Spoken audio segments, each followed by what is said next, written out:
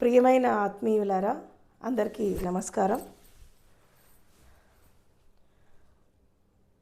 మహాశివరాత్రి సందర్భంగా మనము పరమశివుడి గురించి మరికొన్ని విషయాలు స్పష్టంగా తెలుసుకుందాము. భారతదేశంలో మనకి 12 జ్యోతిర్లింగాలు ఉన్నాయి. చాలామంది ఈ జ్యోతిర్లింగ క్షేత్రాలని చాలా పవిత్రంగా భావిస్తారు. తర్వాత వీటి యొక్క యాత్ర చేస్తూ ఉంటారు, తీర్థయాత్ర. అయితే శివలింగం అనేది దేనికి ప్రతీక అంటే, ఒకటి శివశక్తి యొక్క కలయికకి ప్రతీక, అండ్ తర్వాత సృష్టి కార్యానికి ప్రతీక. అదేవిధంగా మన లోపల ఉండేటటువంటి చైతన్యం యొక్క రూపానికి ప్రతీక. ఎప్పుడైతే ఒక వ్యక్తి సాధన ద్వారా శరీరాన్ని, మనస్సుని, హృదయాన్ని దాటి, ఇంద్రియాలను దాటి చైతన్య స్థితిలోకి వెళ్తాడో అప్పుడు ఏమవుతుందంటే అది ఒక జ్యోతిలాగా వెలుగుతుంది. ఆ జ్యోతిని మనం ఏమంటామంటే జ్యోతిర్లింగం అంటాం. అందుకే మీరు చూడండి, ఈ 12 క్షేత్రాలకి ఏం పేరు ఇచ్చారు? జ్యోతిర్లింగాలని ఇచ్చారు. జ్యోతిర్లింగాలంటే, జ్యోతి అంటే ఏంటి? వెలుగు, శక్తి. అంటే అక్కడ కేవలం ఉన్నది ఒక రాయితో చేసినటువంటి శివలింగం కాదు, అవి ఒక శక్తి కేంద్రాలు. ఈ శక్తి కేంద్రాల ద్వారా పరమశివుడి యొక్క చైతన్యం అనేది, అంటే వాస్తవానికి ఒక వ్యక్తి జ్ఞానోదయం అందుకున్నాక, అందులో ఆ వ్యక్తి శరీరాన్ని వదిలేశాక తన శక్తి అంతా కూడా విశ్వవ్యాప్తం అయిపోతుంది. కానీ కొన్ని రకాల గాథలలో, అంటే ఇప్పుడు పరమశివుడికి ఎవరైతే భక్తులు ఉన్నారో, ఈ నేలపైన ఆయన ఎక్కడైతే నడిచాడో, ఆ భక్తులని ఎక్కడైతే కరుణించాడో, ఎక్కడైతే ఒక దర్శనం అనేది జరిగిందో, అంటే పరమశివుడి భక్తులు ఎక్కడైతే ఉండి ఆ సాధన ద్వారా పరమశివుడి యొక్క దర్శనాన్ని చేసుకున్నారో, అవే ఈ శక్తి కేంద్రాల్లాగా, ఈ 12 జ్యోతిర్లింగాల్లాగా స్థాపించడం అనేది జరిగింది. అక్కడ దేవాలయము, శివలింగం కంటే కూడా శక్తి అనేది ఇంపార్టెంట్. అందుకే దాన్ని ఏమన్నారంటే జ్యోతి ప్లస్ లింగం, జ్యోతిర్లింగం. 12 జ్యోతిర్లింగాలు అన్నారు. అంటే జ్యోతి అంటే ఏంటి? వెలుగు, కాంతి, లేదా శక్తి, లేదా చైతన్యం. అంటే పరమశివుడి యొక్క చైతన్యానికి ప్రతీకగా శివలింగాన్ని ఆరాధిస్తారు. అయితే ఒక వ్యక్తి యొక్క చైతన్య వికాసంలో భాగంగా మన తల చుట్టూ కూడా ఒక ఆరా ఉంటుంది, అభామండలం అంటారు దాన్ని. సో ఆ అభామండలం యొక్క రూపం కూడా శివలింగం ఆకారంలో ఉంటుంది. అంటే ఎవరైతే కొంచెం సాధనలో డీపర్గా వెళ్తారో, ఎవరైతే వాళ్ళ యొక్క శక్తి వికాసం చేసుకుంటారో, అక్కడ ఏం జరుగుతుంది అంటే ఈ అభామండలం అనేది ఒక లింగాకారంలాగా, ఒక జ్యోతి స్వరూపంలాగా వెలుగొందుతుంది. అదేవిధంగా మహాశివరాత్రి రోజు లింగోద్భవం జరుగుతుంది ఒక కాంతి రూపంలో అని చెప్పి మనకు ఒక కథనం ఉంది. అసలు ఏంటా లింగోద్భవం అంటే, ఎప్పుడైతే ఒక వ్యక్తి పరమజ్ఞానాన్ని అందుకుంటాడో, తర్వాత ఒక యోగిలాగా మారిపోతాడో, వాళ్ళ శక్తి మొత్తము విశ్వవ్యాపితం అయిపోతుంది. అంటే ఇటు భూమి నుంచి అటు బ్రహ్మాండం వరకు అన్ని దిక్కుల, అష్టదిక్కులు, పాతాళము, తర్వాత ఆకాశము, పంచభూతాలలో, పంచతత్వాలలో, అంటే భూమి లోపల ఎంత లోతులోకి వెళ్తుందో బ్రహ్మాండంలో కూడా అంతే విస్తారంగా అది విస్తరిస్తుంది. ఈ లింగోద్భవం అనేది ఏంటి అంటే, ఒక విధంగా పరమశివుడి యొక్క జ్యోతి యొక్క విస్తారం, చైతన్యం యొక్క విస్తారం. అది ఎలా ఉంది అంటే శక్తి రూపంలో ఉంది. అందుకే ఈ శక్తి యొక్క అంతం చూడాలని చెప్పి చాలామంది ఈ అంతర్యాత్ర చేసేవాళ్ళు విశ్వశక్తి యొక్క ఆ, అంతం చూడాలని చేస్తూ ఉంటారు సాధన. కానీ కొంతమంది జ్ఞానుల ప్రకారం ఏంటి అంటే, ఇప్పటికీ ఈ శరీరాన్ని ఎవరైతే వదిలేశారో, ఈ భూమిని ఎవరైతే వదిలేశారో, వాళ్ళ యాత్ర కూడా ఇంకా యూనివర్స్లో కంటిన్యూ అవుతోంది. ఇంకా వాళ్ళు కూడా అన్వేషణ చేస్తున్నారు. ఈ విశ్వశక్తి, ఈ బ్రహ్మాండం యొక్క, ఈ విశ్వం యొక్క విస్తారం అనేది ఎంత ఉంది, ఈ విరాట్ అస్తిత్వం యొక్క స్థితి ఎంత ఉంది అనేది ఇంతవరకు ఎవరు కనుగొనలేదు. అంటే అన్వేషణ సాగుతోంది, బట్ ఇంకా దాని అంతం ఎవరు ఇంతవరకు చూడలేదు. కాబట్టి ఈ లింగోద్భవం అనేది ఏంటి అంటే, విరాట్ అస్తిత్వం యొక్క శక్తి యొక్క విస్తారం. అంటే పాతాళం నుంచి ఈ 14 లోకాలు, 35 డైమెన్షన్స్, దాని తర్వాత విస్తరించినటువంటి ఈ అఖండ బ్రహ్మాండం అంతా కూడా ఈ శక్తి అనేది విస్తరించింది. సో కాబట్టి అలా విస్తరించడం వలన మనకి భూమి పైన రకరకాల శక్తి కేంద్రాలు ఉన్నాయి. ఈ రకరకాల శక్తి కేంద్రాలు ఎలా ఉన్నాయి అంటే, ఒక మందిరం రూపంలో, శివలింగం రూపంలో, లేదా శక్తి పీఠాల రూపంలో మనకి రకరకాల క్షేత్రాల్లాగా, పుణ్యక్షేత్రాల్లాగా ఎస్పెషల్లీ భారతదేశంలో మనకి ఆవిర్భావం జరిగాయి. కాబట్టి ఎప్పుడైనా కానీ జ్యోతిర్లింగాల గురించి, శక్తి కేంద్రాల గురించి అర్థం చేసుకోవాలంటే పుణ్యతీర్థాలను దర్శించడం, తర్వాత పుణ్య కార్యాలు చేయడం, ఇవంతా ఒక ఎత్తు అయితే సాధన చేయాలి.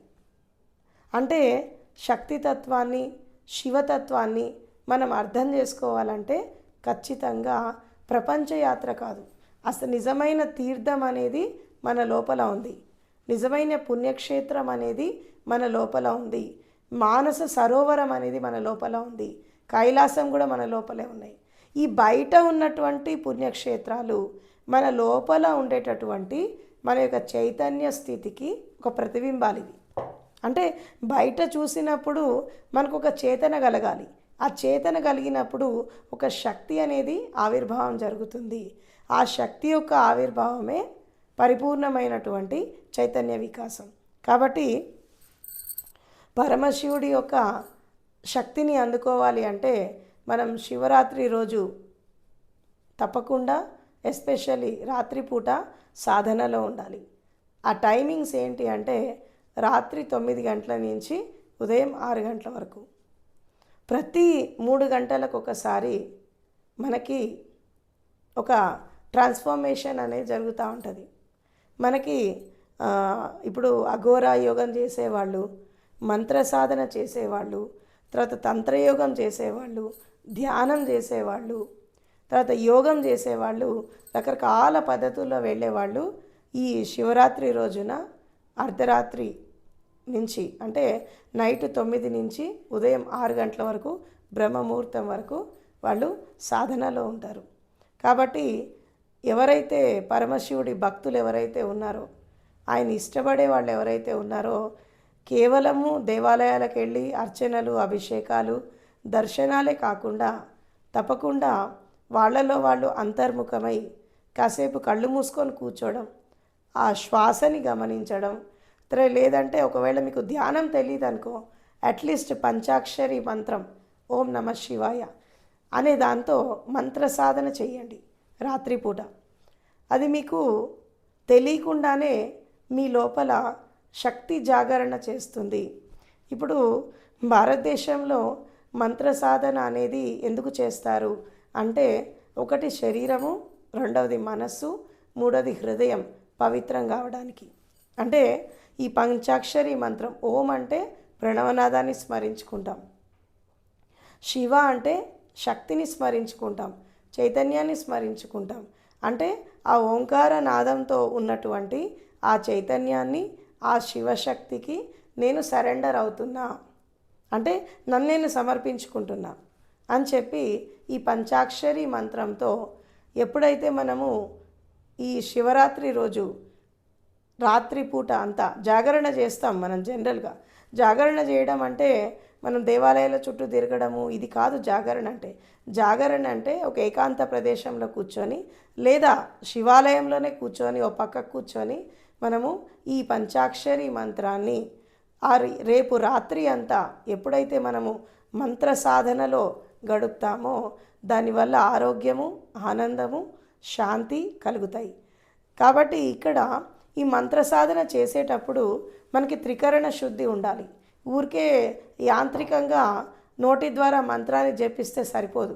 అది జపించేటప్పుడు మీ శరీరాన్ని, మీ మనసుని, మీ హృదయాన్ని తప్పకుండా ఏకాగ్రం చేయాలి. తర్వాత సమర్పణ భావం, ఎవరి పట్ల? పరమశివుడి పట్ల శ్రద్ధ, భక్తి, సమర్పణ, తర్వాత అంకిత భావం. ఈ 6 క్వాలిటీస్తో మీరు ఎప్పుడైతే మంత్ర సాధన చేస్తారో, ఓం నమ శివాయ అనేటటువంటి ఈ యొక్క పంచాక్షరి మంత్రాన్ని ఎప్పుడైతే మీరు వల్లవేస్తారో అప్పుడు ఏం జరుగుతుంది? మనసుతో చేయండి, హృదయంతో చేయండి, పవిత్రంగా చేయండి. అది తప్పకుండా మీకు ఆ రిజల్ట్ అనేది వస్తుంది. సో కాబట్టి ఇక్కడ ఈ మంత్ర సాధన ద్వారా ఎంతోమంది ఎన్నో రకాల లాభాలు పొందుతారు.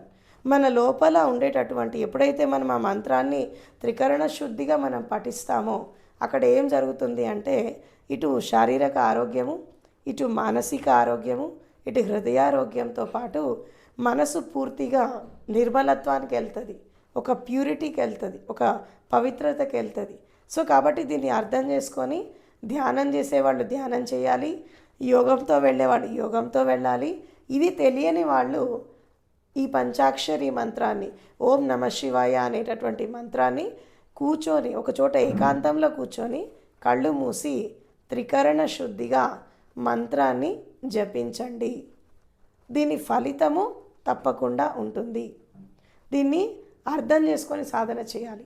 అదేవిధంగా మనము పరమశివుణ్ణి రకరకాల పేర్లతో మనము సంబోధిస్తూ ఉంటాం.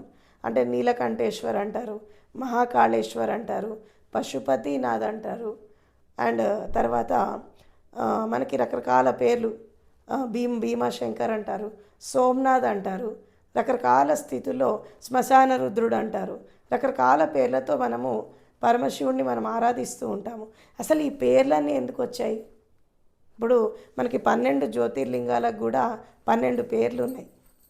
ఎందుకు ఈ 12 పేర్ల వెనకాల ఉండేటటువంటి ఆంతర్యం ఏంటి అంటే, సింపుల్గా చెప్పాలంటే ఒక వ్యక్తి సాధన చేస్తూ ఉన్నప్పుడు వాళ్ళ లోపల ఉద్భవించినటువంటి సుగుణాలు ఏంటా సుగుణాలు అంటే ప్రేమ, కరుణ, మైత్రి, ముదిత, ఉపేక్ష, తర్వాత మనకి ఈ అనంతమైనటువంటి ప్రేమతత్వము, అనంతమైనటువంటి మైత్రీతత్వము, ఇవి ఒక విధంగా ప్రతి వ్యక్తి యొక్క ఆంతరంగిక స్వభావాలు. ఒక విధంగా చెప్పాలంటే వీటిని బ్రహ్మ విహారాలు అంటారు. ఈ బ్రహ్మ విహారాలతో అంటే ఎవరికైతే బ్రహ్మజ్ఞానం వస్తుందో, ఎవరికైతే ఆత్మజ్ఞానం వస్తుందో వీటితో జీవిస్తారు. అదేవిధంగా మనము ఎప్పుడైతే సాధనలోకి వెళ్తామో ఇక్కడ మన లోపల కొన్ని రకాల గుణాలు అంటే సత్వగుణంలోకి ఎవరైతే వెళ్తారో వాళ్ళ లోపల కొన్ని క్వాలిటీస్ వస్తాయి. ఏంటా క్వాలిటీస్ అంటే చైతన్య వికాసంతో మనం అందుకునేటటువంటి స్థితి ఏదైతే ఉందో అక్కడ ఏం జరుగుతుంది అంటే మన ఒక్కొక్క చక్రం యాక్టివేట్ జరుగుతూ ఉంటుంది. అంటే మూలాధార చక్ర, స్వాదిష్టాన చక్ర, మణిపుర, అనాహత, విశుద్ధి, ఆగ్య చక్రం, సహస్రారం. మూలాధార చక్రం అనేది యాక్టివేట్ అయినప్పుడు ఒక కర్మయోగిలాగా మారుతారు. అదేవిధంగా ఈ యొక్క స్వాదిష్టాన చక్రం అనేది యాక్టివేట్ అయితే తంత్రయోగిలాగా, మణిపుర చక్రం యాక్టివేట్ అయినప్పుడు హఠయోగిలాగా, అదేవిధంగా హృదయ చక్రం యాక్టివేట్ అయినప్పుడు ఒక భక్తి యోగిలాగా, తర్వాత విశుద్ధం యాక్టివేట్ అయినప్పుడు జ్ఞానయోగిలాగా, అండ్ ఆజ్ఞాచక్రము అంటే ఒక విధంగా థర్డ్ ఐ, మూడో నేత్రం ఎవరికైతే ఓపెన్ అవుతుందో వాళ్ళు ఒక సాంఖ్యయోగిలాగా, సహస్రార చక్రంలో ఉన్నవాళ్ళు ఒక సహజయోగిలాగా రూపాంతరం చెందుతారు.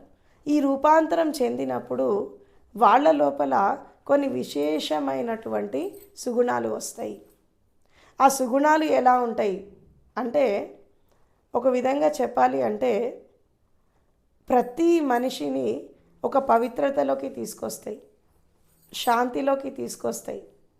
అంటే ఈ యొక్క వీర్యము, పరాక్రమము, తర్వాత ధైర్యము, సత్యము, ధర్మము, తర్వాత సత్ప్రవర్తన, సత్శీలత, సహనశీలత, అదేవిధంగా మనకి పారదర్శకత, నీతి నియమాలు, శీలం, ఈ ఈ 10 క్వాలిటీస్ ఏవైతే ఉన్నాయో ఇవి ఒక వ్యక్తి లోపల ఆవిర్భావం జరుగుతాయి.